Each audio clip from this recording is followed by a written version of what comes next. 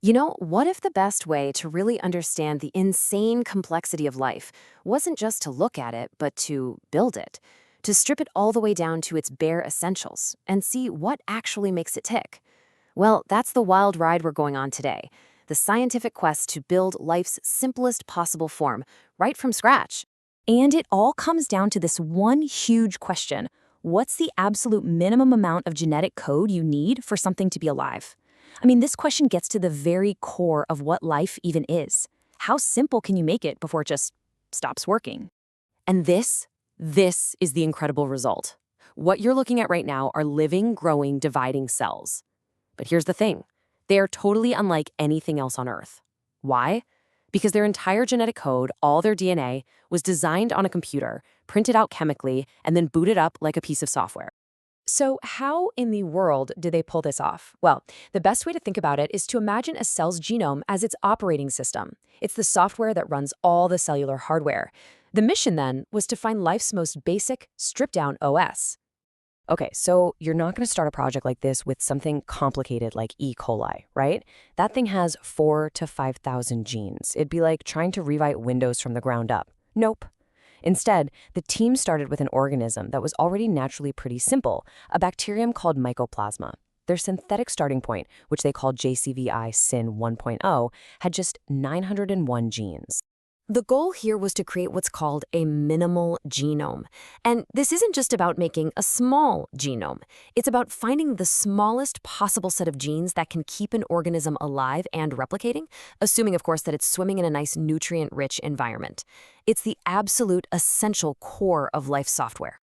Now, you'd think that with all our decades of knowledge in molecular biology, designing this thing would be pretty straightforward. Just, delete all the non-essential files. But as these scientists found out the hard way, life is so much more complicated than that. So their first shot at this was something they called the hypothetical minimal genome. They went through piece by piece and designed a super stripped down version, keeping only what they thought was essential. They built it, they tried to boot it up, and nothing. It was dead on arrival. A pretty humbling moment that showed us that even with everything we know, we can't just blueprint life from theory. And this failure was a huge puzzle. If you only remove the parts that are supposed to be extra, why does the whole system crash and burn? What fundamental piece of life's operating system were they completely missing? The answer was to stop relying just on what they thought they knew, and instead to just embrace trial and error. A really, really rigorous cycle of experimentation. They realized they couldn't just design the perfect genome in one go. They had to learn from their mistakes. And this is what they came up with, the design, build, test cycle. It became their engine for discovery. They design a new, smaller genome, chemically build the DNA, and then transplant it into a host cell to see if it would boot up.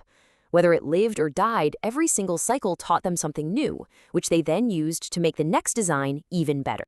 And through this process, they stumbled upon something huge, a whole new class of genes they called quasi-essential. Okay, so what does that mean? These are genes that aren't, strictly speaking, required for the cell to be alive. But they're so important for healthy, strong growth that if you take them out, it's pretty much a death sentence anyway. So armed with this brand new insight, they went back to the drawing board. They went through 3 more full cycles of designing, building, and testing. And on the 4th try, after years and years of this painstaking work, they finally did it. And the scale of what they accomplished is just immense. Remember, they started with their SYN1.0 cell, which had over 1 million DNA base pairs and 901 genes. They ended up with this new cell, JCVI-syn3.0. Its genome was literally cut almost in half, down to just 531,000 base pairs and only 473 genes. It was alive, and it had a genome smaller than any other self-replicating organism on the planet. 473. That's the number. The result of this gigantic effort. It's our best guess, right now, for the number of genes you need for a minimal bacterial operating system. But here's where the story takes a really fascinating turn. This incredible success, this amazing answer, it actually came with an even bigger, more profound mystery at the very heart of life itself. 149. Just keep that number in your head for a second. Because of the 473 genes that are absolutely essential for this minimal cell to live, 149 of them have a completely unknown function. Just let that sink in for a moment.